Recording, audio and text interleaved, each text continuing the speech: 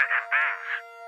The National Weather Service in San Angelo has issued a tornado warning for east central Cleveland County, central Brown County, until 4:45 p.m. Central Daylight Time.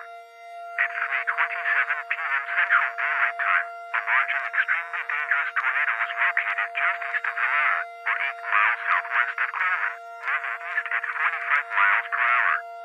Tornado emergency for Santa Ana and Banks. This is a particularly dangerous situation. Hazard, deadly tornado. Source, law enforcement confirmed tornado. Impact, falling in a life-threatening situation. Flying debris may be deadly to those caught without shelter. Mobile homes will be destroyed. Considerable damage to homes, businesses, and vehicles is likely and complete destruction is possible.